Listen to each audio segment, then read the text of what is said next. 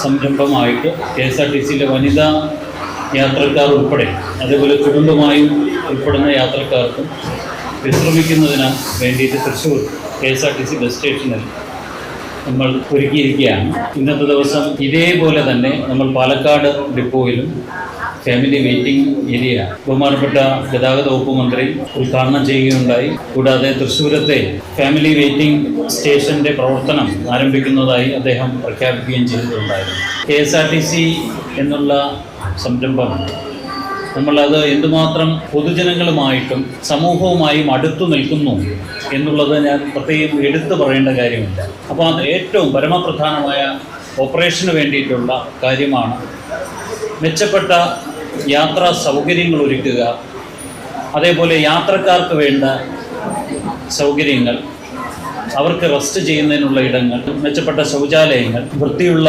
അന്തരീക്ഷങ്ങൾ ഇവ ഒരുക്കുക എന്നുള്ളത്. അല്ലെങ്കിൽ ഏറ്റവും പ്രധാനപ്പെട്ട ഘടകമാണ് മെച്ചപ്പെട്ട തൊഴിൽ അന്തരീക്ഷം സൃഷ്ടിക്കുക എന്നുള്ളത്. KSRTC തൊഴിലാളികളുടെ അവരുടെ ഒരു സപ്പോർട്ട് അല്ലെങ്കിൽ അവരുടെ ഒരുമിച്ചുള്ള ഒരു പ്രവർത്തനം, അതാണ് ശരിക്കും KSRTCയെ ഇപ്പോൾ നമുക്ക് മുന്നോട്ട് വിജയകരമായി കൊണ്ടുപോകാൻ കഴിയുന്നത് എന്നാണ് ഞാൻ വിശ്വസിക്കുന്നത്. വിസിറ്റ് ചെയ്ത എല്ലായിടങ്ങളിലും അവരിലൊരു ആത്മവിശ്വാസം വളരെയധികം പ്രകടമാണ്.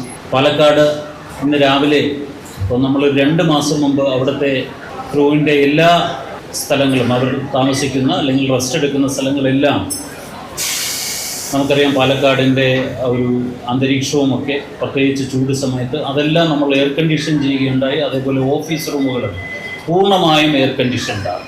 അപ്പോൾ അത് അവരുടെ ജോലിയിൽ പ്രതിഫലിക്കുന്നു എന്നാണ് തീർച്ചയായിട്ടും മനസ്സിലാക്കുന്നത്. അവിടുത്തെ ഇന്നത്തെ ഓഫ് റോഡിൻ്റെ കണക്കെടുക്കുമ്പോൾ തന്നെ വളരെ വളരെ കുറവാണ്.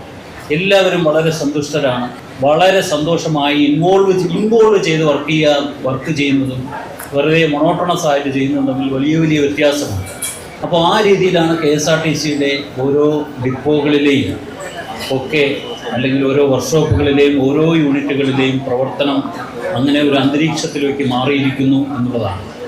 നമ്മൾ വളരെ അധികം പരിശ്രമിച്ചിട്ടാണ് നമ്മളിപ്പോൾ ഓരോ കാര്യങ്ങളായി നടപ്പിലാക്കി വരുന്നത്. അതിന് മാസത്തിലെ ആദ്യ ദിവസം ഒരുമിച്ച് ശമ്പളം കൊടുക്കുന്നതാകട്ടെ, അതേപോലെയുള്ള തൊഴിലാളികൾക്ക് വേണ്ടി, എല്ലാവർക്കും വേണ്ടി, യാത്രക്കാർക്കും വേണ്ടിയിട്ടുള്ള സുരക്ഷിതമായ കംഫർട്ടബിളായിട്ടുള്ള അന്തരീക്ഷങ്ങൾ സൃഷ്ടിക്കുന്നതിലാകട്ടെ, ഏതിലും. ഇതിൽ ഏറ്റവും പ്രധാനപ്പെട്ട കാര്യം എന്ന് പറയുന്നത് നമുക്ക് കിട്ടുന്ന കൃത്യമായ ഒരു ഗൈഡൻസാണ്. അതിന് നമ്മളെ ഏറ്റവും അധികം കടപ്പെട്ടിരിക്കുന്നത് ബഹുമാനപ്പെട്ട ഗതാഗത വകുപ്പ് മന്ത്രിയാണ്.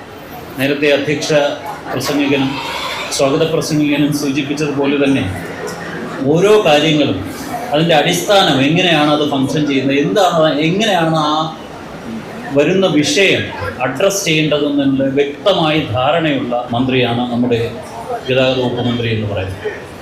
ഈ എക്സാമ്പിൾ ഞാൻ പറയാം, ഈ വിവോയുടെ വെയിറ്റിംഗ് റൂം തന്നെ അദ്ദേഹം തന്നെ വളരെ വ്യക്തമായി ഇതിൻ്റെ ഒരു പ്ലാൻ തയ്യാറാക്കി വന്ന ദിവസം തന്നെ ഏൽപ്പിക്കുകയുണ്ടായി. ബാക്കിയുള്ള ഫോർമാലിറ്റീസ് ടൈം ബൗണ്ടായിട്ട് ചെയ്യുക, ഇങ്ങനെയുള്ള കാര്യങ്ങൾ മാത്രമേ നമുക്ക് ചെയ്യേണ്ടി വന്നു.